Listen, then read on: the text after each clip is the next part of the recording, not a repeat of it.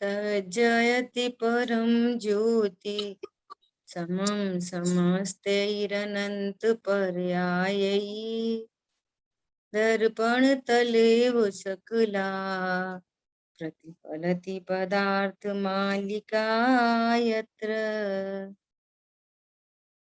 पुरुषार्थ सिद्धि उपाय ग्रंथ पर अपनी चर्चा चल रही है गुरुदेव श्री के प्रवचन के माध्यम से। अब पुरुषार्थ सिद्धि उपाय ग्रंथ अंतिम चरण की ओर है ना। पिछले 222 गाथा तक अपन ने स्वाध्याय कर लिया था। पिछली 2 4 6 गाथा का अपन रिकॉलिंग देखते हैं कि बात ये चल रही थी कि रत्नत्रय बंध का कारण है या नहीं। कहते हैं कि सम्यक दृष्टि जीवों को, उनको ही तीर्थंकर प्रकृति का बंध होता है, उनको देवायु का बंध होता है। तो यहाँ बात आई कि जो शेष राग है वो बंध का कारण है, कषाय और योग बंध का कारण होता है। रत्नत्रय तो कभी भी बंध का कारण नहीं, क्योंकि वे स्वभाव के आश्रय से प्रकट होने वाली शुद्ध पर्याय हैं, है ना। तो वे बंध का कारण नहीं है। इसकी बहुत अच्छे से सिद्धि यहाँ पर हुई थी। और पिछली गाथा में निश्चय व्यवहार का बराबर स्वरूप कहा, है ना। और लास्ट में बात आई कि जो केवल ज्ञान की पर्याय प्रकट हुई, उससे पूर्व की पर्याय को व्यवहार या निमित्त कह सकते हैं, और उससे और पूर्व की जो पर्याय है वो क्या निमित्त रही, है ना। इस तरह की चर्चा यहाँ पर गुरुदेव श्री के प्रवचन से आई थी। हम सभी ने पर्व मनाए, 10 लक्षण पर्व मनाए, है ना। पर्व का अर्थ था क्या? पर्व का अर्थ क्या है? कि जुड़ना, है ना। अपने आप को देव शास्त्र गुरु से जोड़ना अर्थात उनके स्वरूप को जानना, है ना। देव शास्त्र गुरु ने जो 6 द्रव्य 7 तत्वों का स्वरूप कहा, प्रयोजन भूत तत्व, उनको भली प्रकार से जानना। क्यों जानना? उसका कारण क्या है? कि हमारे को भेद विज्ञान की सिद्धि हो, अकर्ता ज्ञायक की सिद्धि हो, है ना। इसलिए उनको उन 6 द्रव्य 7 तत्वों के स्वरूप को जान। अभी अपनी चर्चा चल रही थी थोड़ी सी कि पंडित साहब ने भी ये वस्तु स्वरूप बताने के साथ में यही प्रेरणा की कि पूरी स्वाध्याय की सार्थकता तत्व निर्णय में है। एक रूप तत्व निर्णय करें, और उस तत्व निर्णय की सार्थकता सामायिक में है। इसलिए हमें बहुत एकाग्र चित्त से अंतः शोधन करना चाहिए, है ना। और सामायिक की सार्थकता आत्मानुभूति से। सामायिक का अर्थ इतना मात्र नहीं कि कुछ पाठ पढ़ लिए, कुछ जाप दे ली, है ना। इतना मात्र सामायिक नहीं, सामायिक अंतः शोधन का कार्य है। जो आपने स्वाध्याय में सीखा, पर द्रव्य की भिन्नता, तत्वों की भिन्नता, विकारी भावों की भिन्नता, पर्याय की भिन्नता, है ना, वो सब हमारे ज्ञान में भाषित। यहाँ देह देवल में भगवान आत्मा विराजमान है। ये देह से मैं न्यारा हूं, ये देह मेरा स्वरूप नहीं है, ऐसा भली प्रकार से ज्ञान हो और अल्प काल में अनुभूति की सिद्धि हो। पूरा जैन शासन वो एक बात के लिए समर्पित है। क्या है वो एक बात के लिए? क्या समर्पित है? कि अपने को जाने, मेरा क्या वास्तविक स्वरूप है, अपने स्वरूप को जाने। दूसरी शास्त्रीय भाषा में बोले कि आत्मानुभूति ही जैन शासन। जैन शासन क्या है? एक शब्द में जैन शासन को कहें तो एक सेंटेंस में जैन शासन क्या है? अनुभूति ही जैन शासन। अब जो कुछ भी कहा जा रहा है, जो कुछ भी कहा जा रहा है, वो सब कुछ भेद विज्ञान या आत्मानुभूति के लिए समर्पित। समझ आई बात? और हाँ दीदी। उनकी पूर्व की पर्याय बोले तो तत्व निर्णय। गुरुदेव श्री कह रहे हैं हूँ आत्मा छू एम नक्की कर, नक्की हो गया तो एक निर्णय कर, निर्णय हो गया तो अनुभूति कर, है ना। ये सब जैन दर्शन है। जितने चरणान योग के ग्रंथ है बहुत गंभीरता से विचार करो कि ऐसा कहा जाए कि मंदिर जाओ, है ना। और हमने उस कथन को जो व्यवहार ने का कथन कहा था उसको परमार्थ समझ लें कि हम मंदिर जा सकते, है ना। झूठ नहीं बोलो, चोरी नहीं करो, क्रोध मान माया लोभ ये कषाय नहीं करो, है ना। उसका अर्थ क्या, ये सब ये चरणान योग के जितने भी सेंटेंसेस हैं, जितने भी उपदेश हैं, इनका मर्म क्या, मैं ज्ञान स्वरूप हूं, भली भांति क्रोध का स्वरूप जाने, भली भांति क्षमा का स्वरूप जाने, क्षमा क्या चीज है, क्रोध क्या चीज है ना। ये बहुत गंभीर चर्चा है, बहुत गंभीर बात है। अपने को भव समुद्र में डूबने से बचाने की बात है। धर्म आनंद का मार्ग है, शांति का मार्ग है। धर्म तो अनंत धर्म प्रकट होते हैं, आत्मा के आश्रय से अनंत गुणों की शुद्ध पर्याय प्रकट होती है। हरी बात समझ में। और यहाँ पर सम्यक दर्शन सम्यक ज्ञान पूर्वक जो सम्यक चारित्र की परिणति है, ये सम्यक चारित्र की परिणति आनंद रूप होने से इसको धर्म कहते हैं। पर्व मन गया, ज्ञान ज्ञायक से जुड़ गया, जुड़ गया मतलब मैं ज्ञायक हूं ऐसा अनुभव में आ गया, मैं ज्ञायक हूं ऐसा निर्णय में आ गया, तो क्रोध उत्पन्न नहीं हुआ, क्षमा हो गई। क्रोध के प्रसंग में क्षमा चल रही है, मान के प्रसंग में मार्दव धर्म चल रहा। देखो 5 मिनट चर्चा करते हैं अपन, 5 मिनट 10 मिनट थोड़ी सी। जैसे उत्तम ब्रह्मचर्य है ना, तो उत्तम ब्रह्मचर्य क्या है, वही शांतिमयी परिणति, ब्रह्म स्वरूप के ज्ञान विश्वास पूर्वक ब्रह्म स्वरूप का आनंद, ये क्या है, ब्रह्मचर्य, है ना। और क्षमा क्या है, क्षमा क्या चीज है, बोलो। अपने को अकर्ता ज्ञायक जानते हुए, आत्मा में रुचि। हाँ, अपने को अकर्ता ज्ञायक जानते हुए आत्मा की रुचि कहो, है ना, आत्म स्वभाव का आनंद कहो। तो ब्रह्मचर्य और क्षमा अलग अलग चीजें हैं, बोलो। उसी को ब्रह्मचर्य के तरीके से बता रहे हैं, उसी को क्षमा से बता रहे हैं। एक ही है सब।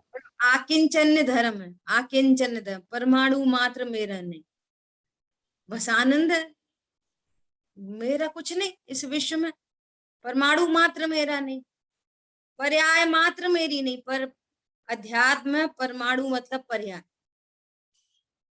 पर्याय मात्र मेरी नहीं, है ना। ये उत्तम उत्तम आकिंचन्य धर्म।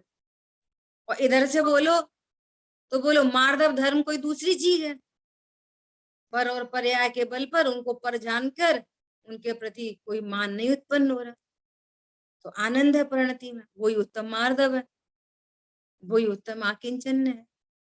उसको अलग तरीके से बता रहे हैं, उसको अलग तरीके से बता रहे हैं। समझ आ रही बात?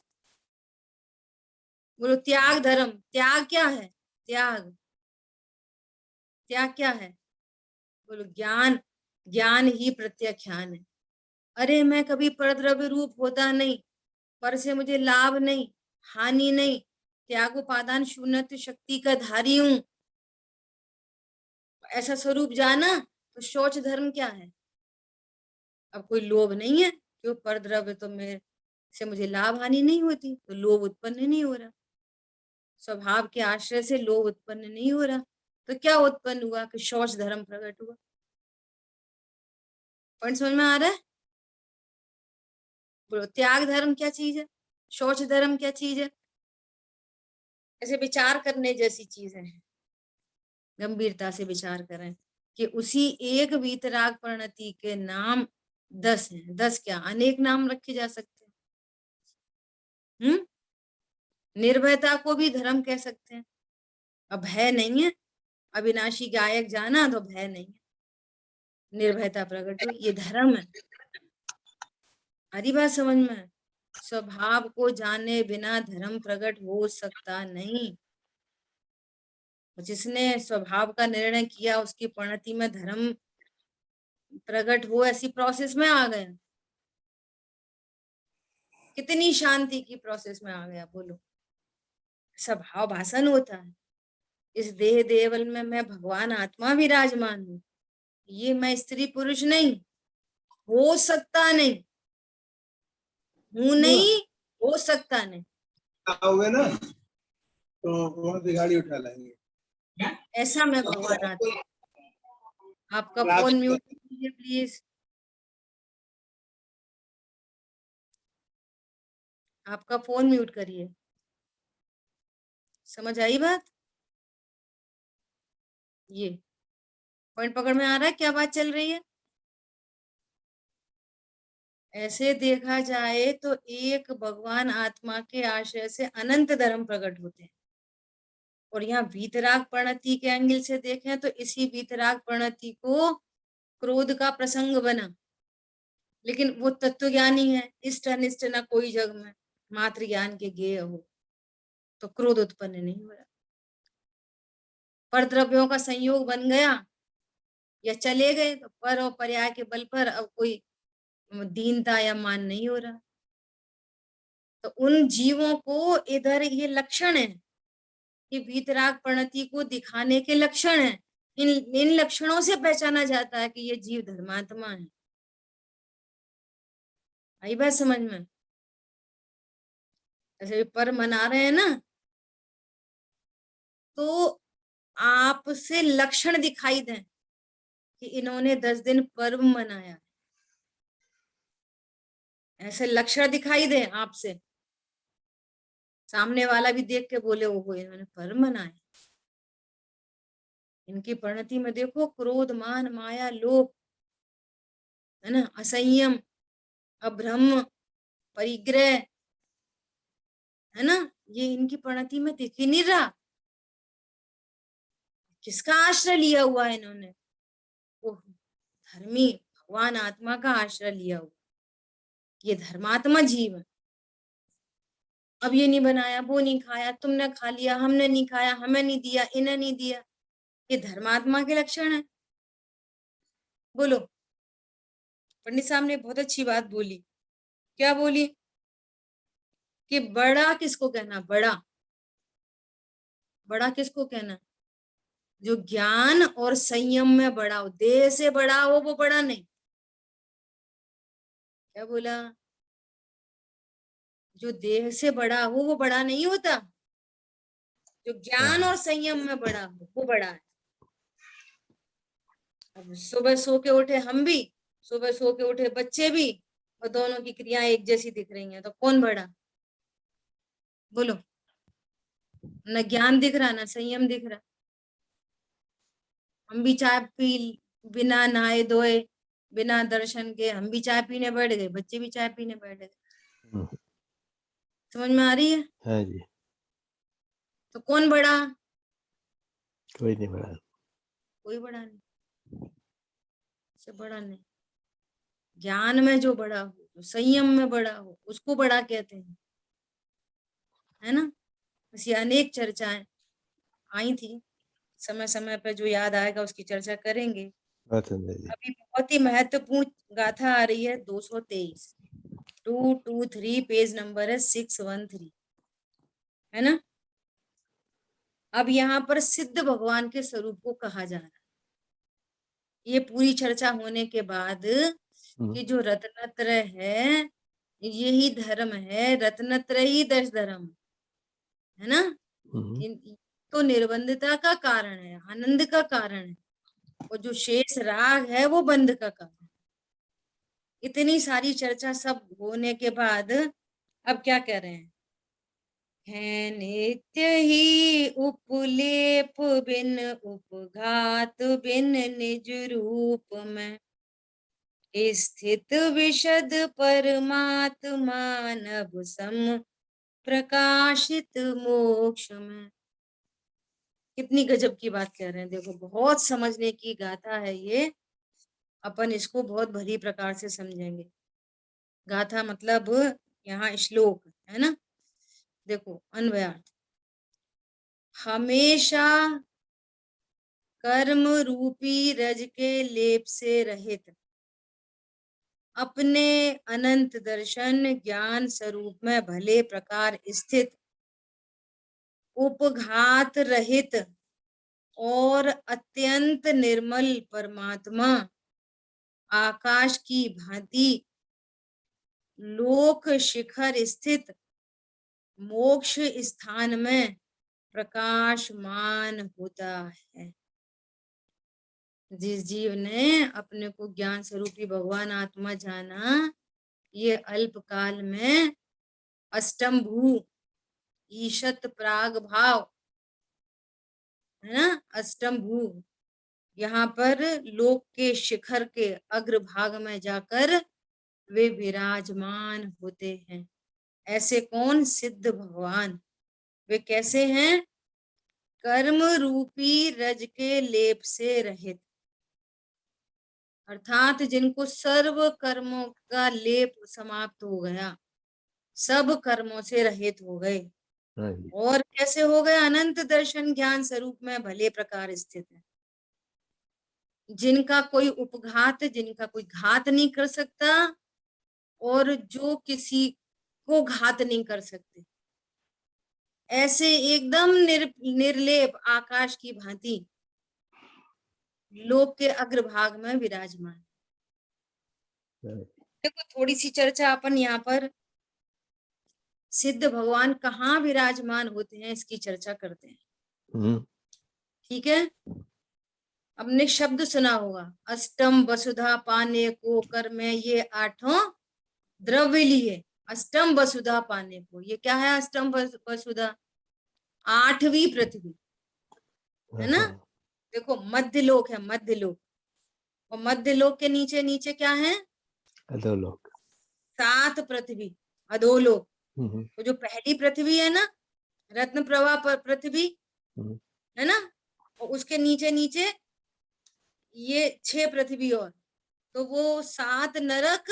और ये जो मध्य लोक है, और मध्य लोक के ऊपर जो सुमेरु पर्वत है, और सुमेरु पर्वत से हेयर लाइन के ऊपर फिर अब ऊर्ध्वलोक शुरू हो गया है ना। तो ये जो पहली पृथ्वी है ना, पृथ्वी पहली जो पृथ्वी है ना, तो पहली पृथ्वी और पूरा ऊर्ध्वलोक, इसके बीच में कोई पृथ्वी नहीं होती। क्या बोला? पहली पृथ्वी के नीचे दूसरी पृथ्वी, तीसरी पृथ्वी, चौथी पृथ्वी, पांचवी पृथ्वी, छठवीं, सातवीं। तो यहाँ पर एक एक पृथ्वी के बाद में नीचे नीचे नीचे नीचे 7 नरक है। ठीक है, और मध्य लोक के ऊपर अब ऊर्ध्वलोक शुरू हुआ, तो ऊर्ध्वलोक जहां से शुरू हो रहा है वहां कोई पृथ्वी नहीं है। तो पहला स्वर्ग, दूसरा स्वर्ग, तीसरा स्वर्ग, चौथा स्वर्ग, 16 स्वर्ग है ना, अनुत्तर, ग्रेविक, ये सब आ रहे हैं ना। तो यहाँ इनमें बीच में कोई पृथ्वी नहीं है। फिर सबसे आखिरी पृथ्वी है ऊपर, जो है 8वीं पृथ्वी, अष्टम भू। वो कैसी है? वो स्वर्ग के ऊपर है, स्फटिक मणि की, उधोलोक के और ऊपर है। अर्धचंद्राकार है। कैसी है वो? अर्धचंद्राकार समझते? जैसे बहुत लोग क्या करते हैं कि सिद्ध शिला कैसी बना देते हैं, सिद्ध शिला की बात चलती है तो कैसी सिद्ध शिला बना देते हैं। देखो है मेरे पास, देखो 1 मिनट आपको दिखा रहे हैं। ये सिद्ध शिला कैसी बना देते हैं? ऐसी बना देते हैं, दिख रही है सबको? ऐसी सिद्ध शिला बना देते हैं, दिख रही है सबको? सिद्ध शिला हाँ जी। ऐसी नहीं होती, ऐसी नहीं होती, क्रॉस। सिद्ध शिला कैसी होती है अष्टम्भू? ऐसी होती है, ऐसी ऊपर जो बनाया है, ऊपर बनाया है ना, हाँ जी। ऐसी होती है, ऐसी नहीं होती। इसको क्या बोलते हैं? अर्धचंद्राकार। ये पहले दूज तीज का चंद्रमा नहीं, अर्धचंद्राकार। ये पूरी स्फटिक मणि की होती है सिद्ध शिला। और इसके बस हेयर लाइन नीचे, यहाँ पर फिर इसके नीचे इस सर्वार सिद्धि आदि ये सब ऊर्ध्वलोक यहाँ ये रहता है यहाँ पर। और ये मध्य लोक की पहली पृथ्वी, पहली, दूसरी, तीसरी, चौथी, ऐसे नीचे नीचे अधोलोक। और यहाँ के बाद सीधे ये 8वीं पृथ्वी होती है सिद्ध शिला। तो सिद्ध भगवान या सिद्ध शिला पर भी नहीं होते। अब 3 वलय, 3 मोटी मोटी एयर बह रही है पूरे 3 लोक के चारों तरफ, है ना? कौन कौन सी है वो एयर? घन बात वलय, घनोदधि बात वलय और बात वलय, तनु बात वलय, है ना? तो इसके बाद ये 3 एयर ब्लो हो रही हैं, 1 2 और 3, ऐसे 3। तो जो सबसे लास्ट है ना तनुवाद वलय, यहां से सिद्ध भगवान मध्य लोक से सीधे ऊर्ध्वगमन करते हैं 7 राजू। और ये तनुवात वलय में सबसे टॉप में हेड से यहाँ पे विराजमान हो जाते हैं। सिद्ध शिला पर नहीं, कहां पर? तनुवात वलय में। घनोदधि बात वलय, घनवात वलय और तनुवात वलय, ऐसी 3 एयर ब्लो कर रही हैं पूरे 3 लोक के चारों तरफ। समझ में आ रही है बात? तो सिद्ध भगवान कहाँ पे विराजमान होते हैं? ये है लोक का अग्रभाग, तनुवात वलय है वो लोक का अग्रभाग है, और वहां सिद्ध भगवान जाकर विराजमान होते हैं। क्लियर हो गई सबको? हाँ जी। तो सिद्ध भगवान सिद्ध शिला पर नहीं रहते। जो अष्टमभू है 8वीं पृथ्वी, वहां नहीं रहते सिद्ध भगवान। सिद्ध भगवान कहाँ रहते हैं? सिद्ध क्षेत्र में। सिद्ध शिला और सिद्ध क्षेत्र में अंतर है। बात पकड़ में आ रही है सभी को? हाँ जी। हाँ, तनुवात वलय है वो सिद्ध क्षेत्र है, और वो कितना सा? 2.5 दीप के बराबर, बस उतना सा पोर्शन 2.5 दीप के बराबर। क्योंकि मनुष्य लोक 2.5 दीप है, और 2.5 दीप में मनुष्य ही सिद्ध होते हैं, और कोई तो सिद्ध होता नहीं है। तो बस उतना उतना जो एरिया है वो सिद्ध क्षेत्र कहलाता है। ठीक है, ये थोड़ी सी चर्चा। दीदी इसके बाद आलोक आकाश शुरू है। हाँ, इसके बाद आलोक आकाश शुरू हो जाता है।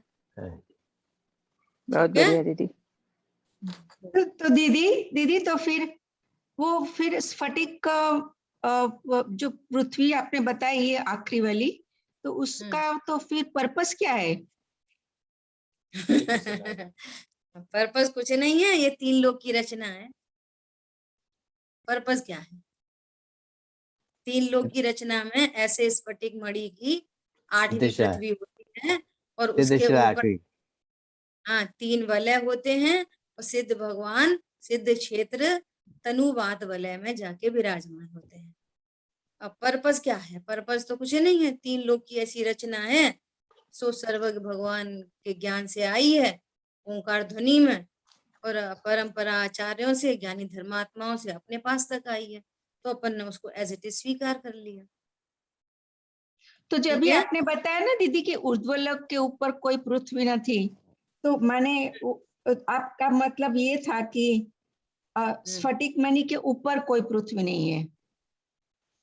नहीं, ऐसा 8वीं है ऊपर, ऐसा नहीं, कहना 8वीं तो स्फटिक मणि हुई बराबर, 8वीं स्वर्ग के ऊपर। पहली देखो, ऐसा कहना था कि ये जो मध्यलोक है ना, मध्यलोक, तो ये पहली पृथ्वी, मध्यलोक की पहली पृथ्वी।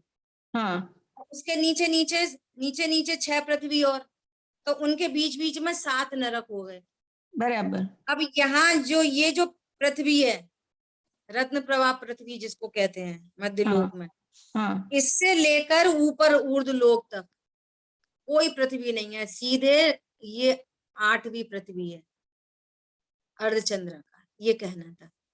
अभी जो मध्य लोक से ऊपर, मध्य लोक के ऊपर जो बीच में सुमेरु पर्वत है, और सुमेरु पर्वत के हेयर लाइन के बाद में ऊर्ध्वलोक शुरू हो गया, ठीक है। तो वो ऊर्ध्वलोक किसी पृथ्वी के ऊपर नहीं है। 16 स्वर्ग हैं, अनुदेश हैं, अनुत्तर हैं, सर्वार सिद्धि है, तो ये पृथ्वियों के ऊपर नहीं है, बीच में यहाँ कोई पृथ्वी नहीं है, ये कहना था। अच्छा, सीधे कौन सी पृथ्वी है? ये अष्टम भू है, ये 8वीं पृथ्वी है, ये बताना था।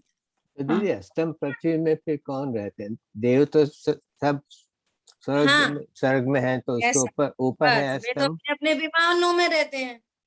तो अष्टम भूमि में कौन और है? सारी रचना है, जो सारी रचना है वो मध्यलोक में है। सारे द्वीप समुद्र बहुत असंख्यात द्वीप समुद्र, हाँ जी। तो उनकी सबकी चर्चा अपन सुनते ही हैं। तो नहीं, मुझे मैं एक विकल्प आया, तो मैंने आपके साथ ये 3 लोक की रचना में जो सिद्ध क्षेत्र के बारे में लोगों को गलती रह जाती है, उसके लिए मैंने ये चर्चा आपसे की। तो दीदी प्रश्न ये है कि हम्म, सिद्धशिला में कौन रहता है फिर? कोई है कि कोई खाली नहीं रहता, खाली है? सिद्ध शिला में कोई नहीं रहता। तो देव और उसके ऐसा नीचे है? देखें, ऐसे देखें तो सब जगह पे निगोदिया जीव तो सब जगह है ना। मैं तो मेरा उस आशय एंगल था से कि देव रहते हैं क्या वहाँ पे, ऐसा आशय। नहीं नहीं नहीं नहीं नहीं नहीं, देव तो सिद्ध शिला के नीचे नीचे ही है, यही तो बात कर रहे हैं। 16 स्वर्ग सुधी। हाँ, सिद्ध शिला के नीचे नीचे हैं देव तो। सबसे आखिरी सर्वार सिद्धि है ना, जो सर्वार सिद्धि है सबसे लास्ट, वो सिद्ध शिला के नीचे नीचे है, ठीक है। तो दीदी वो स्फटिक मणि है, उसको हम पृथ्वी तो नहीं बोल सकते, मगर हाँ, जो पृथ्वी पृथ्वी पृथ्वी पृथ्वी, बोलते हैं, 8वीं पृथ्वी। तो हाँ फिर उसमें पृथ्वी का ही जीव भी हो गए ना। हाँ, एक इंद्री जीव है, हाँ, एक इंद्री जीव। और निगोदिया भी हो सकते हैं। लेकिन वो जो स्फटिक मणि की बनी है ना, वो इटसेल्फ पृथ्वी का एक जीव नहीं है। जो 8वीं पृथ्वी है वो पृथ्वी कायक से नहीं बनी है, वो स्फटिक मणि से बनी हुई है। तो स्फटिक इज पृथ्वी टू। वो जीवों से रहित, वो जीवों से रहित पृथ्वी है। वो तो दूसरे निगोदिया जीव रहते हैं।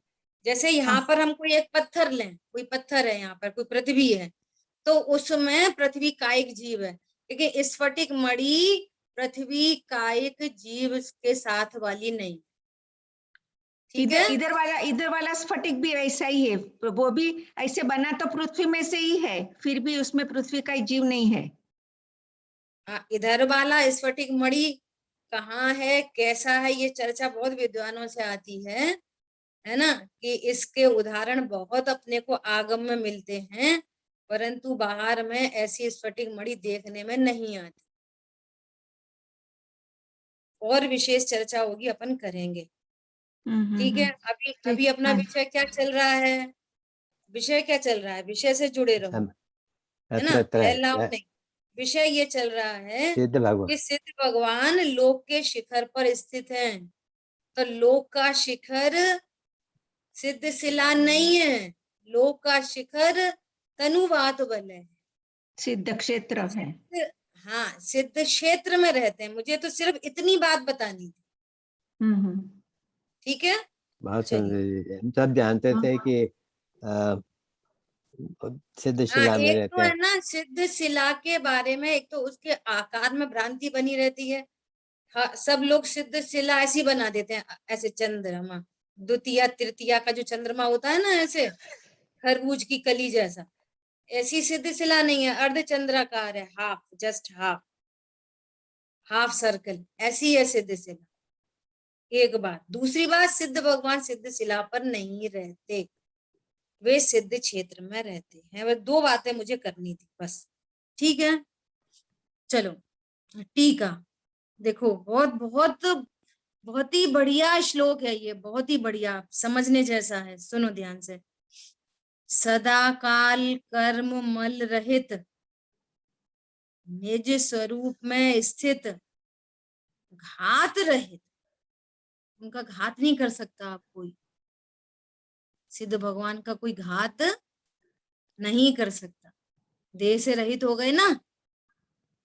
अत्यंत निर्मल ऐसे परमात्मा सिद्ध परमेष्टि हैं। ओहो, कैसे हैं परमात्मा सिद्ध परमेष्टि? देखो, अब पुरुषार्थ सिद्धि उपाय ग्रंथ का समापन हो रहा है, और समापन हो रहा है, सिद्ध भगवान की बात करने लगे। समझ में आ रही है क्यों करने लगे सिद्ध भगवान की बात? कोई बताएगा? ये बोलो। अवस्था प्राप्त करने की कोई अपना बताते सिद्ध रहिए स्वरूप बाद। प्रकट कर पूर्णता हाँ, ने लक्ष्य है, पूर्णता हमारी भी पूर्णता के लक्ष्य है। क्योंकि क्योंकि मेरा स्वरूप सिद्ध समान है। मेरा जो स्वरूप है ना, वो कैसा है?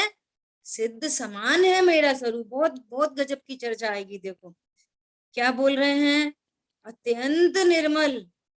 आज सुबह भी चर्चा आई थी, शुद्धात्म है मेरा नाम, मात्र जानना मेरा काम। फिर एक लाइन आती है, मुक्तिपुरी है मेरा धाम। तो मुक्तिपुरी में क्या दिखने लगती है? वही ऊपर मुक्तिपुरी। फिर क्या कह रहे हैं, जहां भूख का नाम नहीं है, जहां प्यास का काम नहीं है, खांसी और जुकाम नहीं है, आदि व्याधि का नाम नहीं है। कहाँ पर नहीं है? मां सिद्ध शिला पर, सिद्ध क्षेत्र में नहीं है ये सब। हाँ जी। यहाँ पर क्या कह रहे हैं, मेरा स्वरूप ऐसा है, मेरे स्वभाव में कोई आदि व्याधि उपाधि नहीं है। मैं अभी स्त्री पुरुष नहीं हूं, नहीं हूं, नहीं हूं। खांसी जुकाम सब ये देह के परिणमन का कार्यक्रम है। मुझे खांसी जुकाम नहीं होता। अभी वर्तमान में सत शिव सुंदर मेरा धाम, जिसके आश्रय से मिलता जहां पूर्ण विश्राम। समझ में आ रही है बात? ऐसा अद्भुत स्वरूप मेरा है, सदा काल कर्म मल रहित, निज स्वरूप में स्थित, घात रहित, अत्यंत निर्मल ऐसे परमात्मा सिद्ध परमेष्टि हैं। वे मोक्ष में आकाश के समान दई दीप्यमान रहते हैं। कहाँ रहते हैं वे? मोक्ष में। मोक्ष में मतलब सिद्ध क्षेत्र में। सिद्ध क्षेत्र में कैसे रहते हैं? दैदीप्यमान रहते हैं, सदा सदा एक रूप, अनंत ज्ञान, अनंत सुख, अनंत वीर, अनंत शांतिमयी, ऐसे सिद्ध परमात्मा। देखो भावार्थ में क्या कह रहे हैं, पुरुष नाम जीव का है। हम पुरुष के नाम से क्या देखते हैं? स्त्री पुरुष नहीं, नहीं, पुरुष नाम जीव का है। ये पुरुष नाम कहाँ से आया? जैसे पुरुषार्थ, पुरुष मतलब आत्मा के प्रयोजन की सिद्धि। मेरा प्रयोजन क्या है? परिपूर्ण सुखी होना मेरा प्रयोजन है। तो यहाँ पर कह रहे हैं पुरुष नाम जीव का है, और परम पुरुष नाम परमात्मा सिद्ध भगवान का है। देखो कितनी सुंदर बात है। पुरुष नाम किसका है? जीव का। और परम पुरुष सिद्ध भगवान का। उनको परम क्यों कह रहे हैं? कि जैसा द्रव्य स्वभाव वैसी शुद्ध पर्याय प्रकट हो गई, परिपूर्णता प्रकट हो गई, सो वे परम पुरुष हैं। और मैं पुरुष हूं। बोलो, मैं स्त्री हूं कि पुरुष हूं? जीव हो, पुरुष। पुरुष हूं। जीव तो नर नारकादि चारों गतियों में अपनी आयु प्रमाण थोड़े काल तक ही रहता है। जीव है अर्थात जो संसार अवस्था में है, वो नर नारक आदि चारों गतियों में आयु प्रमाण थोड़े थोड़े काल के लिए रहता है। बोलो ये मनुष्य देह में कितने काल के लिए रहता है? थोड़े ही काल के लिए। हाँ जी। सामान 100 बरस का है, वो पल की खबर नहीं। अब ऐसा करेंगे, अब ऐसा करेंगे, अब ऐसा करेंगे, अब ऐसा करेंगे, अब ये चाहिए, वो चाहिए। अरे बोलो, पंडित साहब कह रहे घर में जन्मना तो मजबूरी है, घर में जन्म लेना तो मजबूरी है, लेकिन घर में मरना कलंक है। घर में मरना क्या है? कलंक। कलंक है। संत साधु बन के बिचरूं वो घड़ी कब आएगी? बोलो, संत महात्मा कहाँ रहते हैं? घर में, जंगल में, मन में। बोलो। और ये बिल्कुल बिल्कुल भाव भाषित हो गया।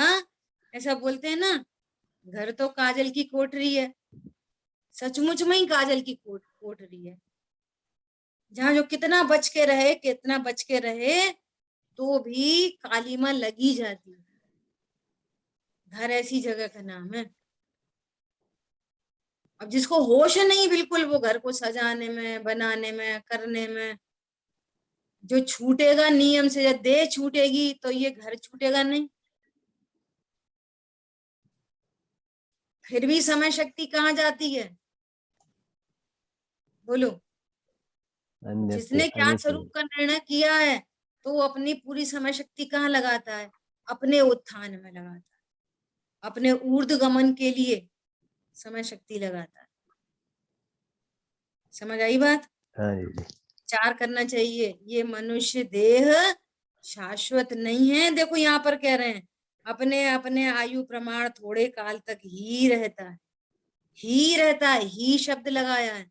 कथनचित थोड़े काल रहता है, कथनचित बहुत काल रहता है, कथनचित तो ये मनुष्य देह शाश्वत है।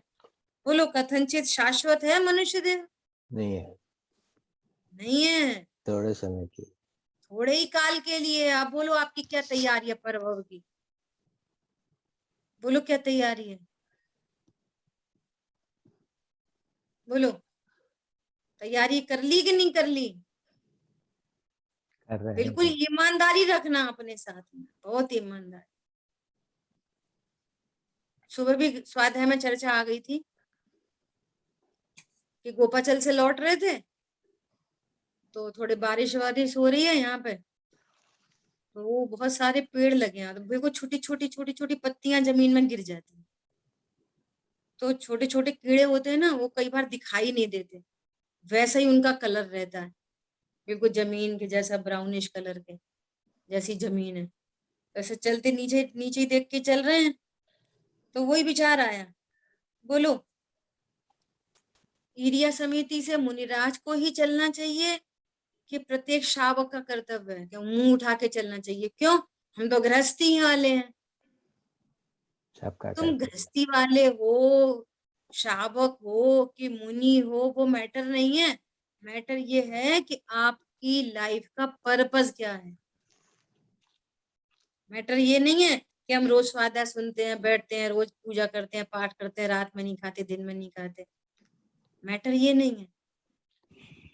मैटर ये है कि आपकी लाइफ का पर्पस क्या है।